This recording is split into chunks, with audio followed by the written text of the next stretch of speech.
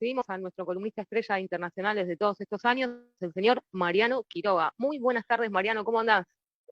Bien, bien, aquí estamos. Sí, no sé si estrella o estrellado, con frío, ¿no? Vino el invierno de golpe, nos agarra el domingo un poco, no Viejos. sé, como... sí. Bueno, eso es otra manera de leer lo que nos pasa, ¿no, Homero? Nosotros somos del mismo año. Exactamente, que nacimos en el 89. Claro, eso Justo con mismo. la caída del muro. Lo tiramos en el Bueno, parto. bueno, hablando de frío, no sé, tampoco es que tengan muy lejos a dónde ir, pero le seguimos dando espacio a este nuevo formato de domingo que tenemos en esta cuarta temporada. En este bloque buscamos con un periodismo de enfoque de paz y no violencia, pensar la agenda de los pueblos y situarnos con esta mirada de continentes y contenidos para pensar el mundo y ver la Argentina. Lo dije mal el eslogan, pero no pasa nada. Pero se entendió, creo. Ahí va. Creo que se entendió bien. Sí, la verdad que tenía ganas de conversar con ustedes. Hoy escribí una notita que tiene que ver con la disputa de sentidos, ¿no? Me parece que es muy interesante lo que está ocurriendo en varios lugares del mundo. Esto de, digamos, contestar a aquellos monumentos, a aquellas personalidades que en algún momento fueron los creadores de los países, que fueron los héroes, ¿no? de ciertos estados-nación, y que ahora, pasados algunos siglos, se empiezan a convertir en la vergüenza de las nuevas generaciones, ¿no?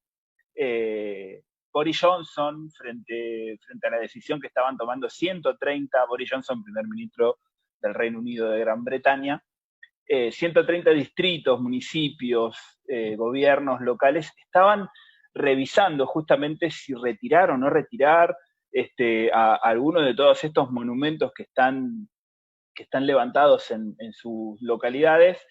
Y Boris Johnson les dijo que no podemos hacer ahora un intento de censura de nuestro pasado, ¿no? Como diciendo, bueno, somos los piratas, somos los esclavistas, asumámoslo, ¿no? Esto ya no es una cita textual, sino que es mi lectura de lo que dice el señor Boris Johnson. Pero bueno, lo cierto es que los jóvenes, después de lo ocurrido en los Estados Unidos, con las movilizaciones del Black Lives Matter y todas estas cuestiones, digamos, en contra de la violencia policial y en contra de este rebrote de racismo, salieron a sacar monumentos de estos personajes retrógrados, como en Bristol, por ejemplo, al comerciante de esclavos Edward Colston, o puede ser pintadas en el monumento de Winston Churchill. En fin, fueron muchos personajes, tienen muchos en su historia, lamentablemente, tienen de qué avergonzarse, ¿no? Los jóvenes ingleses. Pero bueno, algo parecido también ocurrió en los Estados Unidos, donde decapitaron, creo que todas las estatuas de Cristóbal Colón que hay por aquellos lados. También están haciendo lo mismo en Bélgica, un país que muchas veces no se recuerda entre los grandes imperios, entre los grandes genocidas de la historia, y sin embargo se calcula que Leopoldo II, uno de estos hombres que están en los monumentos en toda Bélgica, ha subido a los briosos corceles y todas estas cosas que suelen haber, se calcula que matado entre 10 y 15 millones de personas en el Congo, ¿no? Estamos hablando del siglo XIX y estamos hablando de una cosa tremenda. Bueno, los belgas se manifestaron, llegó a haber hasta 10.000 personas en Bruselas y pintaron en uno de los monumentos más grandes justamente de Leopoldo II un perdón gigante. Así que bueno, me parece que se está ahí disputando nuevamente rediscutir la historia, rediscutir el sentido de ese mundo pre-pandemia, digamos, ¿no? Lo que había, esa normalidad Bueno, pero esa normalidad estaba normal. la Ahora hay total. la total normalidad. Bueno, pero hay un cuestionamiento del lugar de lo público, del lugar, y de lo simbólico. Hay muchas cosas que se empezaron a discutir en cómo se organiza la vida en común. En principio, la identidad, lo simbólico que significa un Boris Johnson diciendo, bueno, hagámonos cargo. Sí, sí. Yo de todas maneras, a este, digamos, despertar, ¿no? Interesante que se ve en estas nuevas generaciones, en esto también donde se ve a muchos blancos rechazando el racismo, ¿no? Algo que me parece fundamental. Para que no haya más racismo, no tiene que ser una reivindicación, digamos, de los pueblos oprimidos, sino que tenemos que ser los opresores los que nos indignemos y transformemos eso. Pero también yo lo quería marcar como un signo de este momento, porque así como por ahí podemos ver signos, digamos, progresistas, interesantes en esa disputa de sentido, en esa disputa de lo simbólico, que me encanta esa palabra que introdujiste, pero también me da miedo porque también se están disputando esos sentidos en un camino inverso, ¿no? Pensemos también en Yanine Áñez, la dictadora de Bolivia, que llega al poder quemando las huipalas, queriendo destruir en poquitos meses todos los rastros de la plurinacionalidad del Estado boliviano, ¿no? Que fue justamente una reivindicación de volver a darle a todas las culturas, a todos los pueblos, a todas las naciones de ese país espacio, ¿no? Y ahora nos quieren, o al menos quieren a los bolivianos, devolverlos a las sagradas escrituras, a lo que dice la Biblia y a una lectura, digamos, de su propia realidad con unos ojos que vienen de afuera. Así que creo que es un momento para que estemos atentos y que aprovechemos esta oportunidad también que se nos da de realmente disputar el sentido, disputar los símbolos. Me parece que es muy interesante y que tenemos que pensar colectivamente con qué vamos a llenar el vacío de sentido que va a dejar este mundo que está colapsando, ¿no? Este capitalismo que parecía inmortal y que ahora están midiendo para construirle el ataúd a algunos, ¿no? Ahí, esto que planteas, Marian, me trae dos reflexiones. Primero, que me preocupa la seguridad de la estatua de Manuelita en Pehuajó. No vaya a ser cosa que los pehuajenses vayan contra ella. Y la segunda, esta cuestión de la no violencia. O Pehuajó. A la gente de Pehuajó, por favor, comente y me explica cómo se dice al nacido. Pero más allá de la seguridad de Manuelita, digamos, planteaba el tema de la no violencia, ¿no? Y que si bien comparto la idea, ¿no? de disputar sentido y demás, pero, digamos, no estoy tan seguro, tan convencido de que los hechos de violencia sean la forma de subsanar una violencia ejercida hacia los pueblos. Creo que tiene que haber una acción, una reacción, pero también me parece que hay que buscar, o por lo menos alentar las formas de que esta disputa de sentido sea desde una forma diferente, porque si no, siento como que en realidad estamos viendo quién se queda con el poder, si de un lado o del otro, digamos, repruebo totalmente la postura de esta señora de Bolivia con la Biblia y como queriendo volver a instalar o ratificar el pensamiento único, y me lo imagino, lo asocio con Bolsonaro, con Trump, con un montón más que están con ese libro sagrado, que es súper válido para ellos, más allá de lo que representan esas religiones, pero digo, cómo poder pensar acciones y formas de reacción que no sean violentas, desde la no violencia. Pensaba en Gandhi, pensaba en un montón de otros movimientos.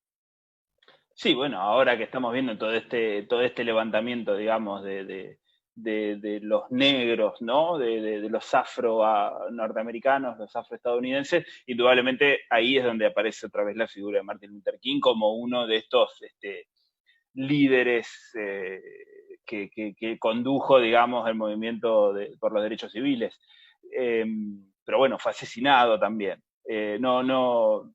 Lejísimo en mi espíritu de justificar ningún tipo de violencia, pero justamente me parece que a veces utilizar ese rótulo para hablar de ciertos despertares o catarsis que se hacen en los espacios públicos, hay que también encontrar la manera de explicarlo, ¿no? Violencia me parece que es la que ejerció, por ejemplo, Philip Manhaus, que fue condenado esta semana en Noruega a 21 años de prisión prorrogables por haber atentado contra una mezquita, justamente hablando de la violencia, ¿no? Y en estas cuestiones. Bueno, este hombre recibió la pena mayor que se le puede dar a alguien en ese país, que son los 21 años de cárcel prorrogables. Así que, bueno, en fin, nada, porque pienso cuando se habla de violencia, bueno, que estén tirando unos monumentos, sí, bueno, pero eso es incomparable con estos pistoleros ultraderechistas que salen a masacrar, ¿no? Y que encima se filman haciéndolo y que después se hacen virales. Y ya que hablamos de ahí, del norte, todo lo que ustedes puedan pensar en positivo de Suecia ocurrió mientras Suecia tuvo un primer ministro que se llamaba Olof Palme. Ahí Suecia dejó de ser un estado nazi y eugenista para convertirse en potencia socialdemócrata, si se quiere, potencia progresista, potencia de defensa, digamos, de lo más desvalido durante más de 20 años. Así como hablábamos de que a Martin Luther King lo mataron, a Olof Palme también lo mataron. Pero la justicia sueca, después de 40 años, pues murió en 1986, lo mataron. Después de todos esos años de no haber terminado con ese juicio, esta semana definieron quién fue el que lo mató, aunque lamentablemente, como es alguien que se suicidó hace ya 20 años, no sabemos quién lo mandaba, ni para qué fue que se llevó adelante eso. Pero bueno, sí sabemos que al menos quien lo hizo, digamos, el señor Stig Engström, era un ultraderechista, un personaje también ligado a esos sectores tan militarizados y extremistas, ¿no? Con esas ideas racistas muy parecidas justamente a los que están haciendo florecer todo este levantamiento global, ¿no? En contra del racismo y demás. Así que me parece un poco fuerte que en este momento, en medio de todo este tremendo quilombo que está ocurriendo en el mundo, se dé por cerrado el caso del asesinato de Olof Palme, que nada, se había dicho que lo habían matado los defensores del apartheid en Sudáfrica porque era un tipo que luchó contra el apartheid, se decía que lo habían matado el Mossad porque había luchado por los derechos de los palestinos, se decía que lo había matado la CIA porque había denunciado a los Estados Unidos por la guerra de Vietnam, se decía que había sido la KGB porque había denunciado la invasión, digamos, de Hungría y de Checoslovaquia. Digamos, dijeron que los habían matado todos, y lamentablemente nos vamos a quedar con las ganas de saber quiénes, ¿no? Pero bueno, Olof Palme fue alguien que ayudó mucho a que terminara, por ejemplo, la guerra Irán-Irak en su momento, y tantas otras cosas más. Es un nombre para sacar, ¿no? Del arcón de los recuerdos. Me parece que es algo de ese mundo del pasado que nos vendría muy bien hoy por hoy tener líderes como estos. Sí, lástima que Olof Palmo. No. Bueno, yo te pido perdón acá, tenemos... Igual se las ingenia, ¿eh? Dicen que los humoristas tienen que hacer 4 chistes malos para que entre uno bueno, ya van 2 malos. Pero... Dale, o sea que todavía puede ser 2 o 3 viene uno bueno. Claro. Claro, en algún momento va a llegar, Bueno, te doy la última oportunidad, hablamos de Coreas, de las 2 Coreas que nada, otra vez vuelven a estar peleadas. Lamentablemente se cortó el diálogo entre los 2 países y lo más fuerte, para mí me resultó muy simpático descubrir que la República Popular Democrática de Corea, o sea, Corea del Norte, tienen un director general del Departamento de Asuntos Estadounidenses del Ministerio de Relaciones Exteriores. O sea, tienen a alguien encargado de mirar todo lo que hacen los Estados Unidos en contra de ellos. Este señor, que se llama Kwon Jong-un, dijo que es ridículo que Washington inste al país, o sea, a ellos, a volver a la diplomacia y la cooperación, si al mismo tiempo están actuando en favor de Corea del Sur, ¿no? Les dijo que nadie tiene derecho a decir esto y lo otro, lo que respecta a las relaciones intercoreanas, ya que esos vínculos pertenecen a los asuntos internos de la nación coreana, de la A a la Z. Marcó ahí el territorio, dijo, basta de meter la nariz en los asuntos con estos comentarios imprudentes, y le dijo que se ocupe de sus temas, que ya bastante quilombo tienen en su país como para venir a complicarse con lo que pasa en Corea. Terminó en realidad con un comentario más bien en tono amenazante, que no vale la pena ni reproducir porque es sumar una preocupación más a todas las preocupaciones que tenemos. Es con enfoque de paz y no violencia que lo contamos. Sí. No, pero bueno, viste que... Curioso el dato de la cercanía que hay entre la rebelión interna en Estados Unidos y la injerencia o el comentario injerencista de Estados Unidos sobre las tensiones entre Corea. Hay algo ahí de, bueno... Y viste, y le dijo, claro, tienen una turbación como no tuvieron nunca y se vienen a preocupar de lo que pasa entre las dos Coreas. Media pila, ¿no? Le debe haber dicho en coreano. No sé cómo se dirá media pila. Ahí te estoy tirando el pie para el chiste. Estoy pensando, me salía, si me preguntabas cuánto era 99, te decía cachichén, pero de media pila, tu culito callaba, bueno, había algunos, pero... Es casi bueno. Marian, nos vemos el domingo que viene. Dale, por favor. Seguimos de cerca todo lo que tenga que ver con la agenda de los pueblos en Continentes y Contenidos fanpage, en Presencia Internacional. Ahí publicaste hoy la nota. Sí, la subí hace un ratito, porque no quería que la leyera mucha gente antes de comentarla acá en el programa. Ahí está un poquito más desarrollado, un poco más inteligente que lo que me tocó decir así. Y sin interrupciones soeces de algunos. No, nunca diría eso. Seguimos el domingo que viene y nos vamos a una tandita corta, brevísima. Después hablamos con Walter Formento del contexto global de la negociación de deuda argentina, soberanía alimentaria y